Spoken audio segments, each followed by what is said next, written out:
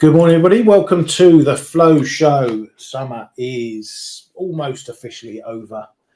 Depends on what metric you use, whether it's St. Leger's Day here in the UK or Labour Day in the US, which it is today. But yeah, we're pretty much at the end, and it's going to be a busy 4 months to come till the end of the year. Morning, Kay. How you doing, mate? Morning, Ryan. Yeah, I'm doing all right, mate. Doing all right. Already September.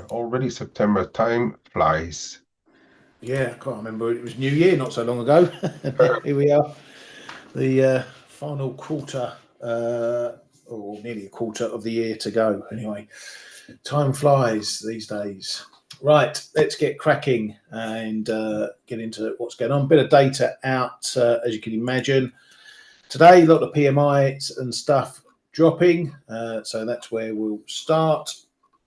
We'll begin in China. If I can find it all the way down there somewhere.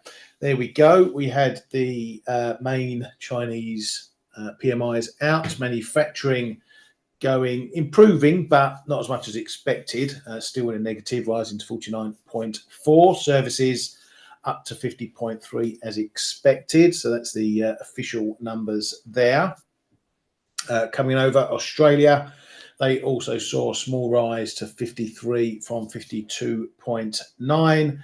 Japan, though, going backwards by 2 pips in their final manufacturing, 49.7. And then we move into the other. It's called the. This is the S&P measure, which was sponsored by Kaijing, but now that's changed, I believe. They're now sponsored by Ratings Dog, whatever that firm is, some Chinese research investment thingy. But this Canada hasn't updated it, so it's now the Ratings Dog PMI, which came in better for manufacturing at 50.5 versus the 49.5 previously to that. While we're in China, we've seen a bit of a drawdown in the fixes. They've been fixing around the 710s now, and a bit of strength coming into the yuan of late. A Chinese paper sees the yuan rising in through the rest of 2025 on capital inflows.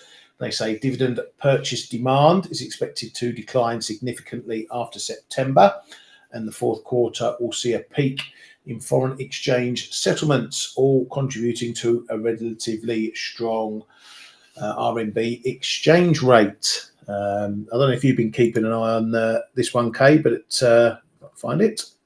Yeah, we're seeing some downside to dollar China at the moment. Yeah, I've been speaking about it over the meetings last week. So maybe it's a sign of them to let the yuan strengthen.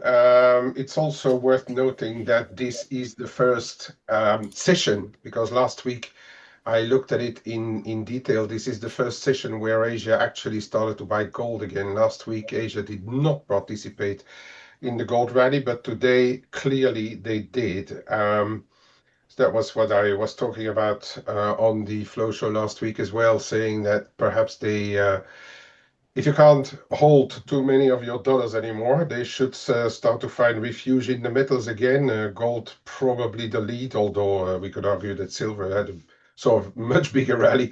But it could be that they are in the process then of letting the yuan strengthen.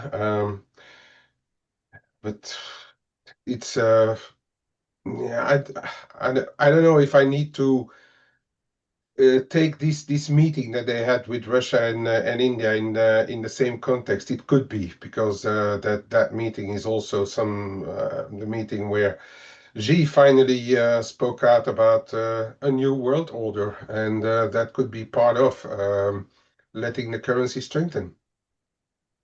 Yeah, could well be. We'll have to see. They've kept it pretty contained for most of this year. So we'll have to see whether they're going to start letting that go, but we shall see. The yen is also in focus because apparently, according to a Bloomberg piece, hedge funds are increasingly positioning for a potential bullish breakout in the yen. They say leveraged investors are building significant options positions that could benefit from a break through 145 in dollar yen. They report that on the 26th of August, the trading volume of dollar yen put options quadrupled that of call options. Anything you've seen on the grapevine regarding that sort of thing, Kate? About those options on the yen? Yeah, or just in general, any other thoughts about the yen strengthening? Well, I mean, something that the market is probably has been waiting for the past, let's say, over a year since that drop in August last year, and look where we are. It's we're smack bang somewhere in the middle. So it's still the same question. You look at the yen crosses. They are correcting but not giving it up. You know, it's either going to be a clear sign from both Bank of Japan and the Fed, the Fed needing to start cutting more, and the Bank of Japan back on the hiking path to get the yen strengthening for longer. And but it's not only going to have to be the dollar yen. The dollar yen could actually slip a little bit more because of the dollar being on the defensive again. But those crosses, they are not giving it up right now. They are not giving it up right now. And the problem is, and in the meantime, still the same. If you're long yen, unless you go versus Swiss or so, the rest of the currencies you pay funding to be long yen. Yeah, and it's worth noting as well that just because some of the market are putting on some decent sized hedges, it doesn't mean they think it's going to go that way. They're just protecting against the possibility of it going that way. So it's not an indicator that they're going to be pushing the market that way. Just more protection, which tends to mean that they're on the other side of the trade and they're long dollar yen. So that's one thing to keep an eye on with that. Right, jump back to the data and some of the other stuff we've had out this morning. Where are we? Where are we? Coming into Europe, we've had some of the finals and some of the firsts for manufacturing. Spain, again, another decent improvement there, 54.3 for manufacturing, blowing expectations, 52.1 out of the water. Italy, moving into expansion, 50.4. France, final, moving into expansion, 50.4 as well. Germany, they improved on their final number, but they couldn't cross the line into expansion either. So all this rain that's come is turning those brown shoots even greener at the moment. Then we had the main Eurozone manufacturing number also showing that improvement, 50.7 in the final number as well. UK, that couldn't do it either. It went backwards, 47 versus the 47.3 flash and expected number. So that's a drop of 1 whole point from last month. We did have mortgage approvals out as well, which had some better numbers, 65.3 thousand. Mortgage lending as well, up 4.52 billion. So that's ticking over pretty well. Within those numbers is the consumer credit data as well, which only went up 100 million over a revised 1.5 billion previously. So nothing really of note there either. We had Lagarde out, not too much to say, but said we will continue to take necessary measures to keep inflation under control. Right, going back to the stuff we had at the US and elsewhere on Friday, PCE numbers, which had largely been forecast and predicted as per all the CPI, PPI and all the components therein, came out all in line, 2.9 for the core, 2.6 for PCE, so unchanged in July for PCE, though the core went up a pip as expected. Still some inflationary pressure on there. Obviously, I wasn't around on Friday. K, still sticky, but was it a case of it didn't go much higher on Friday? Yeah, and also the last day of the month, a bit of yeah, I mean, yeah, But the thing is, what we've already said before. I mean, everybody has their abacus out now, and they knew sort of where this number would come out. So, and the market got exactly what it wanted to see and thought it would see. So yeah, I think it's just coming out as expected, and then we think back about what may happen in September, and it's going to be a big month and already a big week this week. So that number got shrugged off really quickly. And then, yeah, at the time of publication, it didn't really move much. We saw a few pips move, but then, as I said, the rest was the last fixing of the month, and then the start of September, where everybody now thinks that Fed will start to cut, and maybe that jobs number is going to be the one that is going to provide the proverbial final nail in the coffin to do so. Yeah, perhaps. All that data was July data. The inflation data from the US is a bit behind everywhere else because, as you can see just above, we were getting all the final numbers for August from Europe and the like. So I believe we do have another CPI report before we get to the FOMC. So Yes, we do. will be just as important as well. You can see there that we had the advanced good trade balance showing a bit of a worse deficit. It is a bit of a Newton's cradle situation still going on there with trade stuff. Imports, they jumped 7.1% versus a prior minus 4.6%. So there's a lot of movement going on in there. Exports, in the meanwhile, was a negative 0.1 versus a prior minus 0.7. So less of a swing in that one, but there really is some shifting going on in the activity side of things, in the import side of things. Anyway, well, GDP. Yeah, go on, mate. On that note, as I also reported already on Friday, the minimis tax where they didn't have to pay tax on or tariffs on small parcels that has dropped away from last Friday, and they have to pay now. So in all those data, I think on the trade balance in the US, there must have been a load of front running of all those tariffs coming into place, and that's where you see a huge jump in imports. But we need to be mindful that it can completely drop away once now this tariff is in place.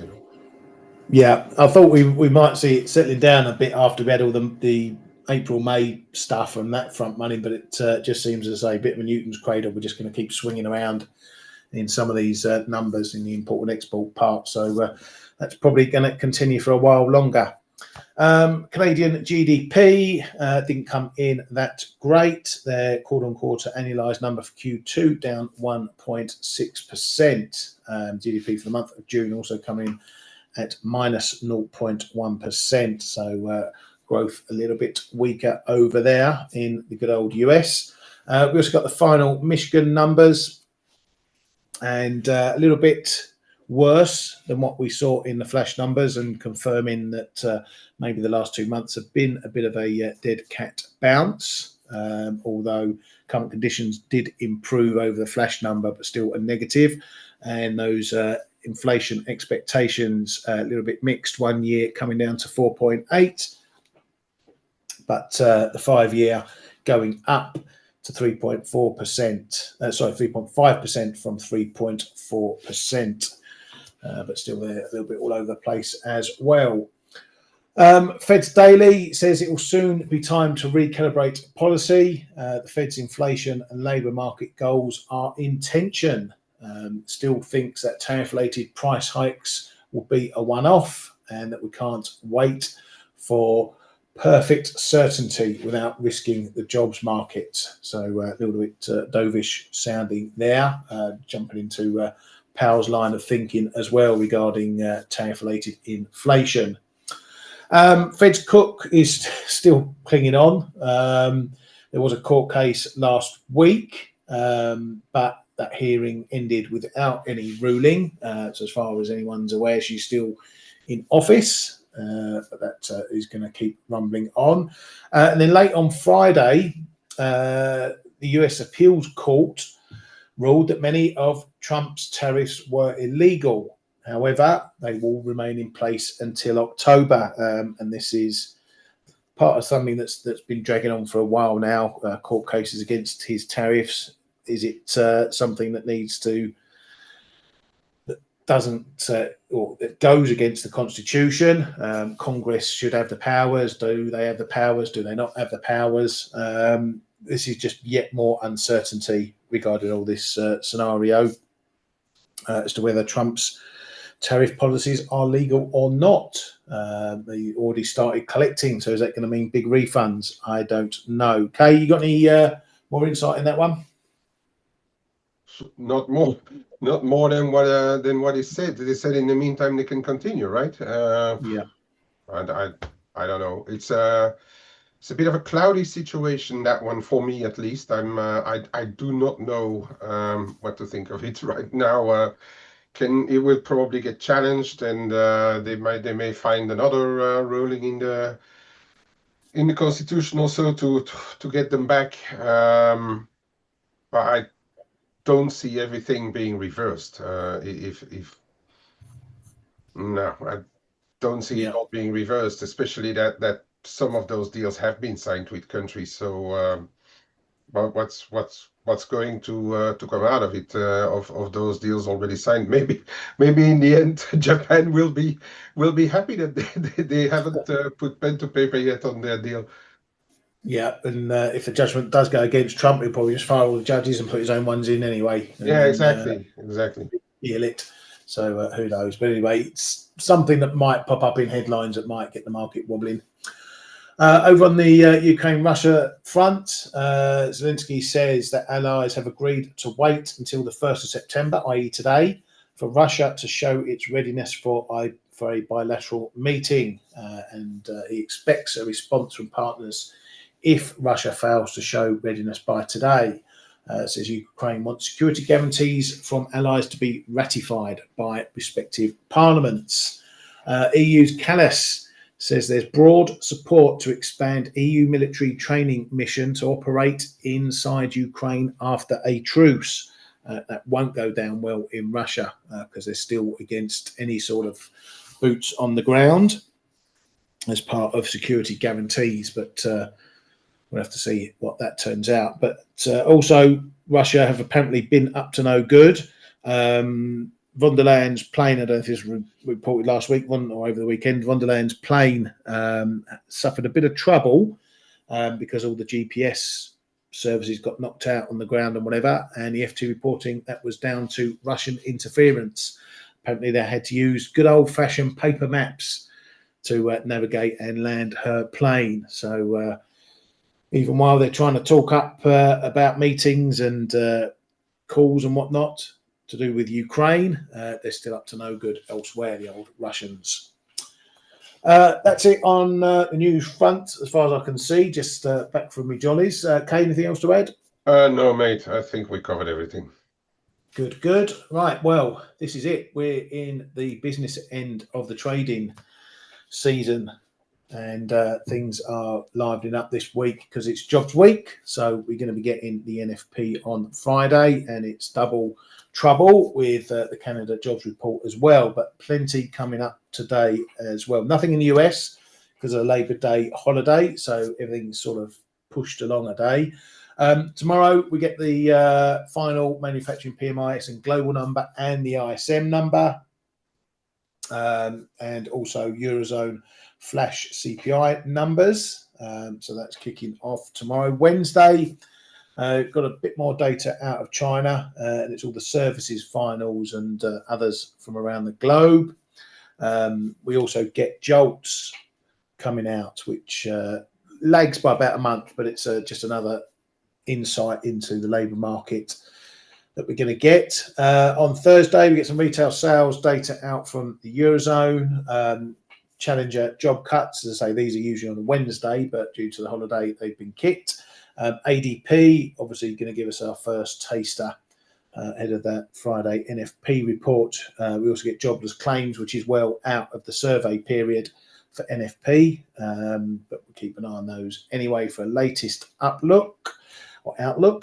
And then we get ISM services. So both those ISMs and the PMIs, we're going to need to be looking at the employment components amongst others, because the market will do some last minute tinkering with its expectations for Friday if there's big movements in those employment sectors or components. Friday, we get the delayed UK retail sales, hopefully. If it's not delayed again, we'll see. This was supposed to be out last week, and now it was out this week. Well done. And as I said, NFP and Canadian jobs finish off the week. So pretty busy on the data front. And as we were saying, coming into all this data, this is really, and Powell at Jackson Hole, this is really going to see the market getting its stall set out, shall we say, regarding monetary policy, not just for September, but for the rest of the year and going into the new year. Remember, markets always looking ahead, 3 to 6 months down the line, not to what is happening so much right now. Busy old week, Kay. We can, the end of it, we can probably forget summer even existed. And it's a week till Christmas. Very, very busy. Well, I mean, it's going to be decisive. It may actually be, I was thinking, may not, well, it seems that the market is now on board, and the majority of the Fed heads as well that they will cut in September.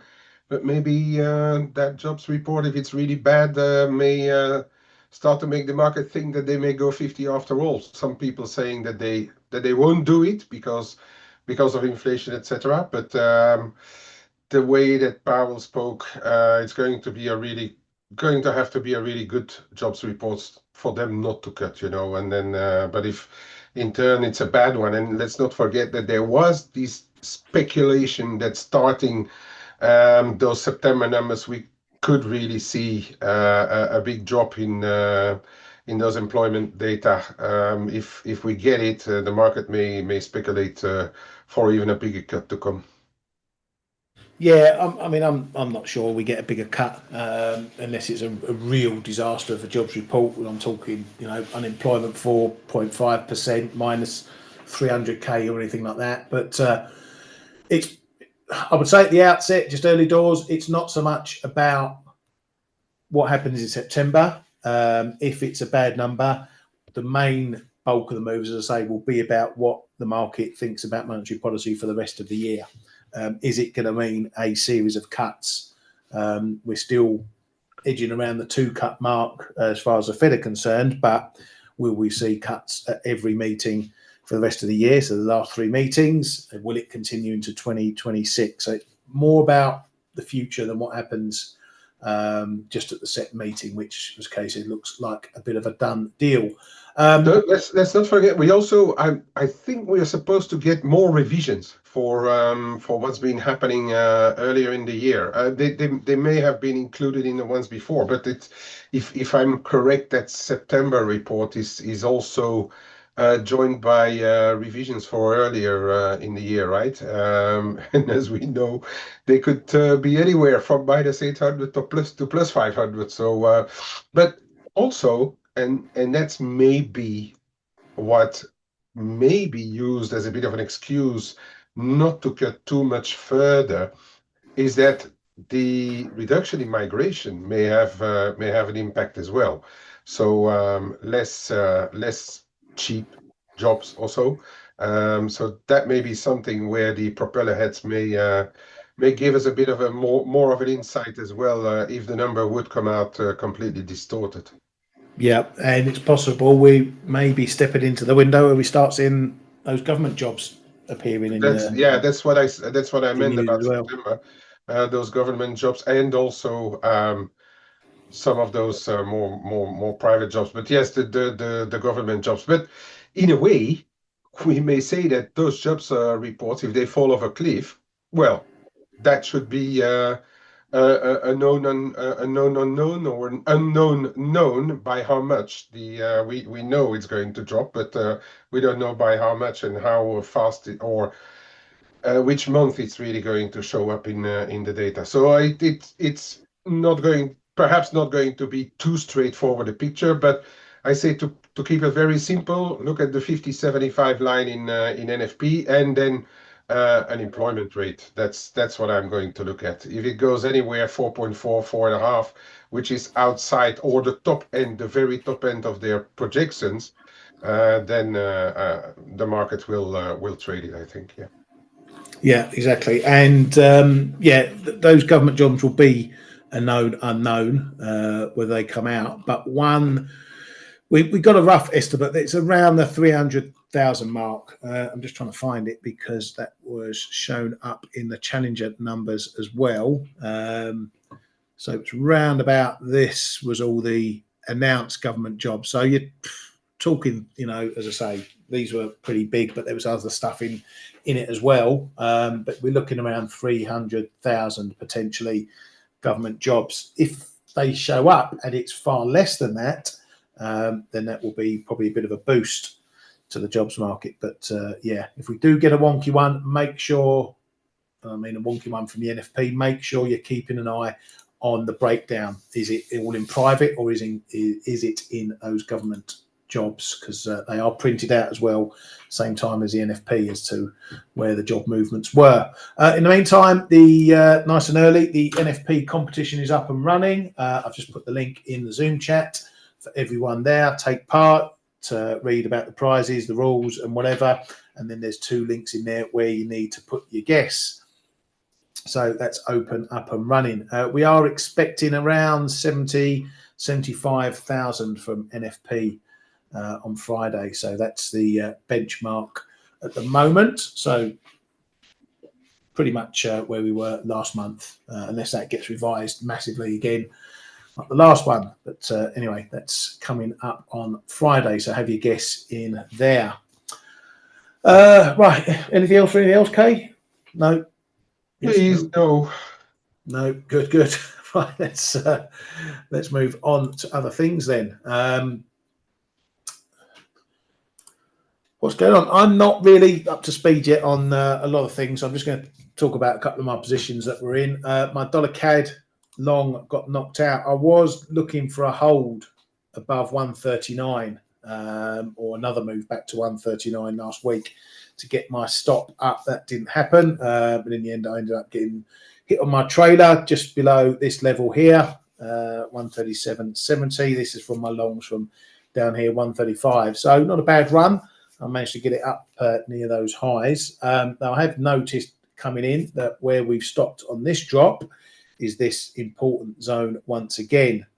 So this is looking pretty solid at the moment. Second time of asking. However, the bounce thus far has been running into trouble at the old areas. Firstly, this 37.55, and then next up to this 75.80 area. So it's looking far more bearish this time around. We've had similar moves where we've hit this level, bounced up to that level, come down. So we may need to see the same again, maybe another test and hold down here.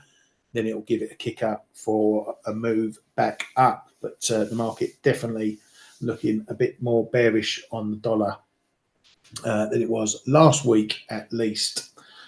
My Aussie Kiwi longs, I haven't really touched this one. Was a few personal things to deal with last week, so I haven't had my eyes off the screen, but we did get a break up through 111s, up to 111.20s. I'm still short this one, looking to add, although I haven't done it in that move above 111. I'll be looking up towards this 111.40-50 area, and then maybe we're going on for a big test of the wider range up in the high 111s. That'd be another area I'll look to just add a little bit to my shorts up there. So this one's still looking very strong at the moment, so I'm just keeping an eye on that one as well. Ali, I see your short euro sterling, your core shorts. Well, I'm core long in that one still, while this 86, 85, 90 level is holding. It's still keeping it looking bullish, although once again we're finding it tough up at this 86.70 area, the top of this zone. but we are back in it after that dip to the 20s, 10s last week. But it needs to move out the top of this zone, or else the short-term picture still looks, well, it still looks a bit bearish, but it's more turning into a bit of a consolidation, bit of range trading at the moment. So, you know, your markers, you can probably call it 86, 87 from this point, but it needs to get above this pivot zone. If we are going out the top, then we're probably going to put in a run for the 87s and see if we can go and take on those highs. So I'm happy to stay long in this one. I'm mainly long for being short the pound because I don't like the look at what's going on with the UK. Just speaking on that briefly, I didn't add it into the news stuff, but there's been a few political position changes in the UK government or Starmer's advisors and hangers-on, including someone else that's gone in to Rachel Reeves's department, another member that a bit like Torsten Bell, who we marked up on the other week, not too good with his views about taxes and stuff. There's another tax hawk going in to Reeves's department, which won't potentially bode well for the upcoming autumn statement, i.e. the budget. So I'm keeping an eye on that. That's my reason for staying short the quid. Kay, just on the pound side, anything major note that I missed last week that changes your mind about being short the quid as well? No, I gave up. I actually sold some euro sterling on the fixing on Friday because I thought it was like a month-end move that we had. But yeah, there was a bit of stress. Banks potentially getting taxed in the autumn budget, which, by the way, is not going to come through before November or so. Yeah, I tried to sell it, but I'm out of sterling. I don't really know what to do with it right now. But yeah, that 86.70 around is something that's been capped up to now. Could be just that if you look at that, we went down to that 86, 85.95, then back up to 70, then back up to 86.10, now back up to 70 range. 60, 70 pip range for now. But we spoke about it as well, Ali, with Ali last week. And I think if it goes through 86, 86, 85, 86, it's probably going, yeah, 86, 85, 86 is probably going to have a look back above 87, the figure. But right now, rather feeling a bit rangy. What is I'd say negative sterling. Well, yeah, what is half negative sterling is that on the latest run up in the euro dollar, sterling only followed from a distance, right? So there must be something that holds back sterling right now, and it may be that the market is not feeling too good about what is to come in the budget, and as you were saying, like this tax hawk guy coming on board as well. Yeah, and we've got to keep an eye on these yields as well, because particularly the longer end, these 30 years, are getting a lot of focus in the UK at the moment. And as you can see, we're running pretty hot in those at the moment. I'm not saying it will, but there's a possibility we have a sort of mini trust moment, I think, with Reeves's budget when it's announced. If the market doesn't like it, I think we're going to see maybe a bit of a blow off in UK yields that will hit the quid. I'm surprised it hasn't happened thus far.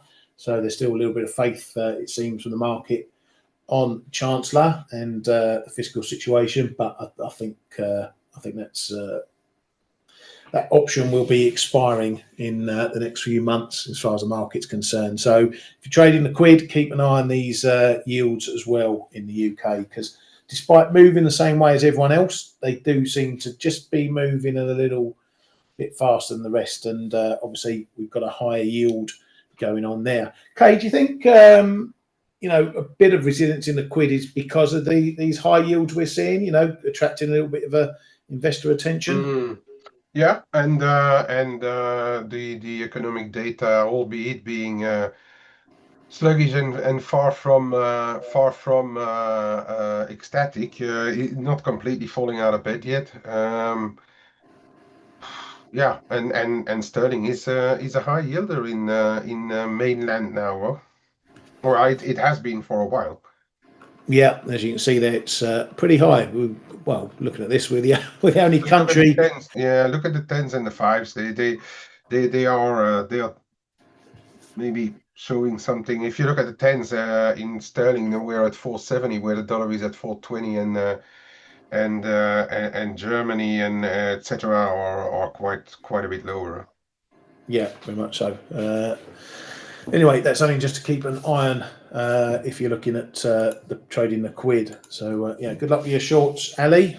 And but unfortunately, I'm the other side of you. That's it on. I think that's it. Is what I've got going on. Yeah, apart from my dollar mex, which is still knocking around down there. Still not out the woods on this one. Any news I missed last week on the MEX? No, Scheinbaum still trying to do her best to please Trump. No, actually, if you look at the rest of the dollars being on the defensive, dollar mix hasn't really gone even to retest 1850. Okay, so that's something to note. Because as we've seen, mix was doing a lot better than, for instance, Canadian dollar for a while. Maybe people were just legging out of that stuff, and it's a delayed reaction we are going to get into mix. Numbers were lukewarm. One okay, the other one a little sluggish in Mexico, and that's not. I think they also. And I spoke about that last week. They're planning in their 2026 budget to quite severely hike tariffs actually on Chinese products, and they are shifting around a lot of Chinese stuff, right? So maybe the market is not overly happy with that. It had a positive reaction on the mix, but then it actually turned around, and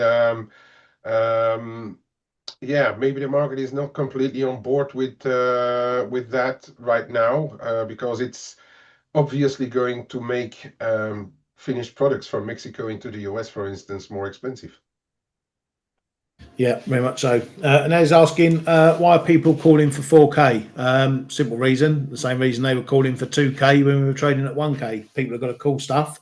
4K is a big fat round number, and we have got a potential breakout on the cards if we go through the prior highs that we had up here. So might be a quick trip up there if we do get a breakout, because it's been sat below 3,500 since the test, pretty much since for the last 4 or 5 months. So yeah, that'll be a reason why it's going to break out technical, and people have long been calling for 4K in that one. But anyway, I'm sure Kay's got more stuff on that.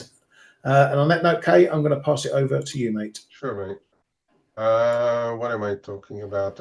Maybe just go through the majors and see what's happening there. One of the reasons for gold being up, and been talking about it so often, is that gold is a hedge against everything that can go wrong in the world, and now there's a lot going wrong, mate. And there's still, I mean, a lot going wrong. We don't have any resolution on the Russia-Ukraine front. Now we had that meeting between China and India and Russia. China calling for a new world order.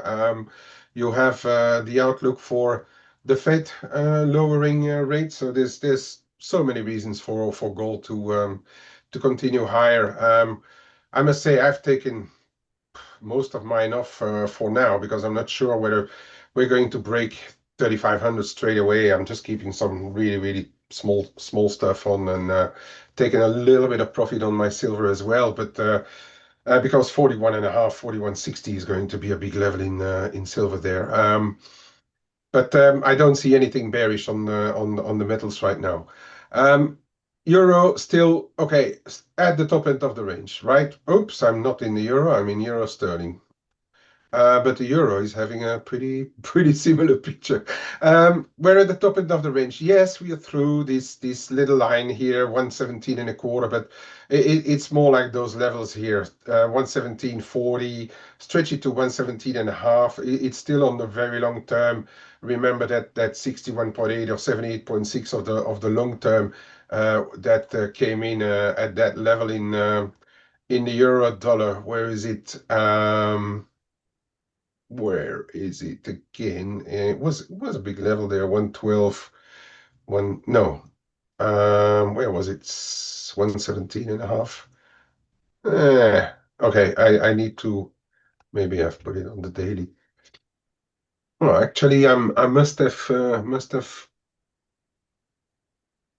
taken it out. I must have taken it out, but still, 117 and a half has been a big level all the time.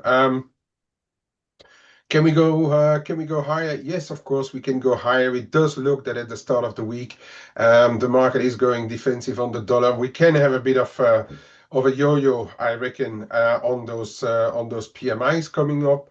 But really, we are waiting for what's going to happen on the job front now. But on quite a few pairs, the dollar is on levels that, if broken, they will be pretty big. So you've got this one here. Yes, we can argue that we will have 117.80 and 118.30 on the way up as well, but it's just breaking that range that we have been putting on here since weeks now. And if that breaks, we're probably going to have a look at maybe that famous 119, 120. But I think the catalyst will be the jobs. Okay, and as Ryan already mentioned, look at the job components in PMIs, etc., that we will have coming out as well. But the market is really in the mood to take it for a walk higher, this euro dollar. Cable in turn, and that is what I said last week as well. It is pushing against those levels, but without being able to break, and that is what the euro sterling did. Yes, we had that rally back up as well, but not as clear cut as the euro. For if it would have been following the euro, we would have been already back to that 135.95, 136, which is still the gateway for me to 136 and a half. Okay, but for as long as we are here, we will have to respect those ranges that we have been trading for a while now. In the current context, unless we see a come back, we could get back to 134.90 or so. But I think we on the day with US being closed, don't expect for too much. But going further, the outside ranges have not changed. Okay, still that 133.90, still that 133.65.75 being the major one on the downside, and 135.40, and then 135.90.95 on the top side. Okay, I don't think that, apart from major US dollar news, that we will break new ground here. But I was saying some of them are showing pretty decent weakness. That's the dollar Norway. We are now through that 10.05, which on any rally from here should come in 10.05, 10.06 around, should come in as a decent resistance. And it does look to me like we may be on our way to a print in the nines. Perhaps not today with the US being off. We have already seen a bit of a move below, but now we're back above 10, which is a bit of a psychological level, obviously. But I think in the scheme of things, and then we until Friday perhaps, I guess this 10.05, 10.06 will show up. And also, and then we have to move over to what I was looking at with Frederick in our room, who brought this one up, which is a good one as well.